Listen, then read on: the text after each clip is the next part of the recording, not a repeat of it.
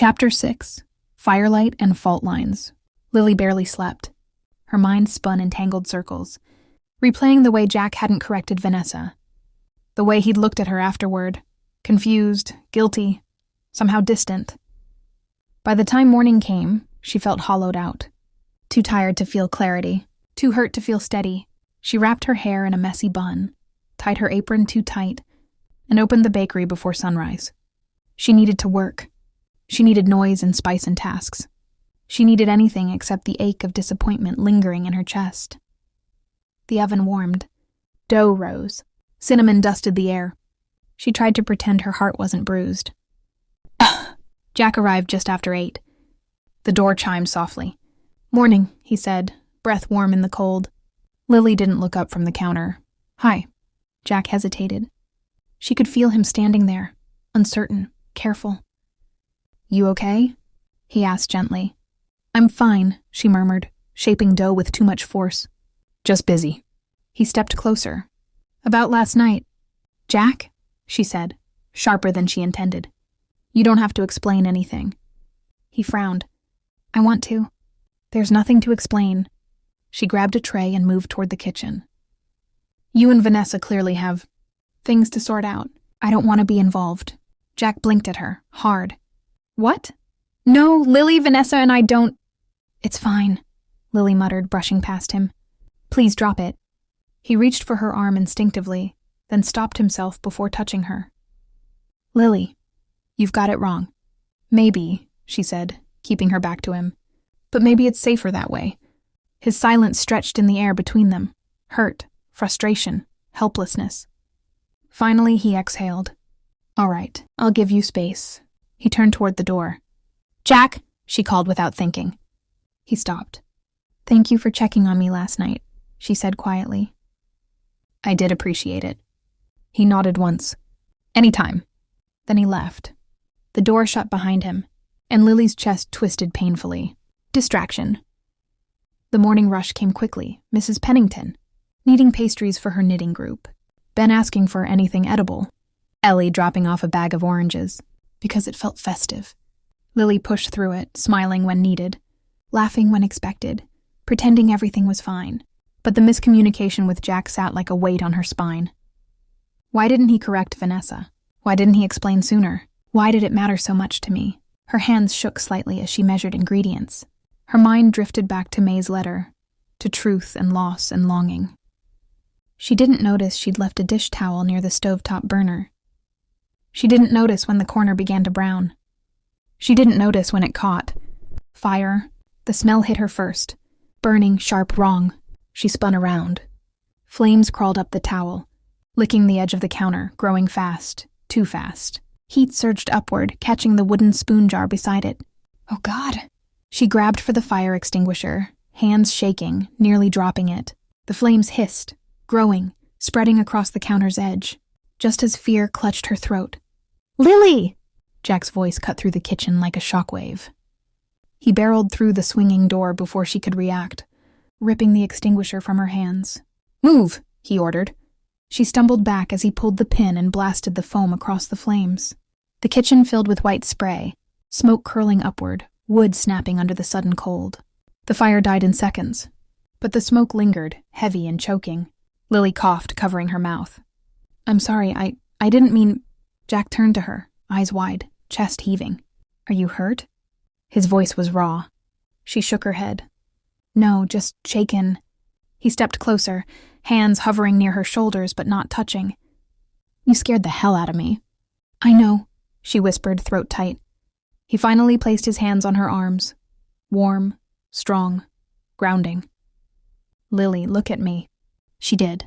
His eyes were intense. Fear, relief, anger, care, all tangled together. "You could have been seriously hurt," he said. "I know." "And you can't work in here right now," he added, glancing at the scorched counter. "The ventilation needs clearing. The wiring might be damaged." Her stomach dropped. "Jack, if the bakery closes—" "You'll figure it out," he said firmly. "We'll figure it out." She blinked. "We?" He swallowed, jaw tight. "Of course we. I'm not leaving you to deal with this alone." Her breath trembled. "But earlier I don't care about earlier." he interrupted, voice low and steady. I care that you're safe. She stared at him, heart pounding. I'm sorry, she whispered. I misread things. I thought you and Vanessa... Jack let out a sharp, humorless laugh. Vanessa and I have nothing. Nothing. But she... Lily. His voice softened. The only person I wanted to walk with last night was you. Lily's breath caught. Outside the kitchen, someone shouted, Everything okay in there? It was Ben. Then Ellie. Then Mrs. Pennington. A crowd forming, worried, ready to help. Jack sighed softly. The cavalry is here. Lily looked at the ruined counter, charred, covered in extinguisher foam, smoke still lingering. Her chest ached. Jack squeezed her shoulder gently. This isn't the end, he said. It's just a setback. She nodded, tears burning behind her eyes. I really messed up. You were tired, distracted human. He paused. And you don't have to keep pretending you're fine. Lily's lips trembled. I'm not. Jack nodded. Good, then we start from there. He guided her out of the kitchen as Ben and Ellie rushed in, gasping at the damage. Mrs. Pennington took Lily's hand. We'll fix this, dear. The village won't let Holly and Hearth fall. For the first time since she arrived in Snowberry Hollow, Lily felt something break open in her chest. Not fear, not grief. Something else? Belonging. Jack stepped beside her, voice low enough only she could hear. We're not finished, he said. Not you, not the bakery, and definitely not us. Lily looked up at him. And for once, she didn't look away. Chapter 7. Ashes, Offers, and Unspoken Things. Lily had never heard the bakery so quiet. No humming ovens, no spice-filled air, no bustle of morning warmth, just silence and damage. The charred section of the counter was small, but it felt enormous to her, like proof she wasn't cut out for this, like confirmation that she had no business running a bakery her aunt had poured her life into. She stood in the doorway, arms wrapped around herself, staring at the blackened edge where the flames had climbed. Footsteps approached behind her. Jack. He didn't speak at first. He just stepped inside and stood beside her, hands shoved into his pockets, gaze fixed on the damage. It could have been worse, he said softly. I know, Lily murmured. You're not thinking about that, though. She said nothing.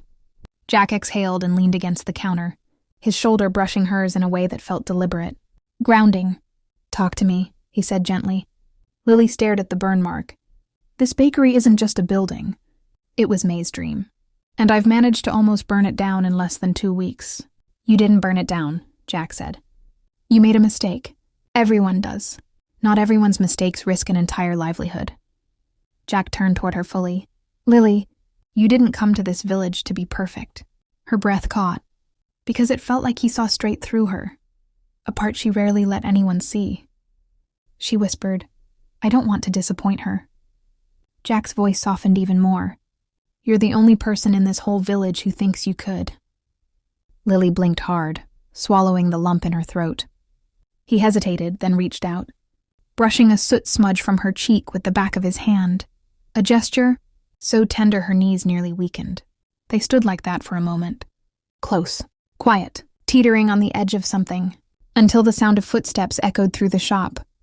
Lily, dear, we brought what we could.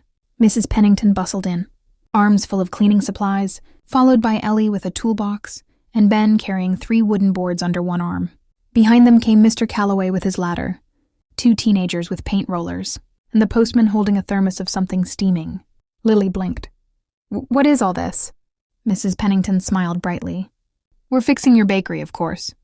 You can't run Snowberry Hollow's Christmas baking with soot on your counters. Ellie added, already pulling on work gloves. Ben dropped his wood onto the table with a grin. I can replace this damaged section by tonight if the glue sets. Lily's eyes filled without permission. You all don't have to do this. Oh, we know, Mrs. Pennington said cheerfully. But May was ours, which means you're ours too. The room blurred as tears rose faster than she could blink them away. Jack nudged her shoulder softly. Told you.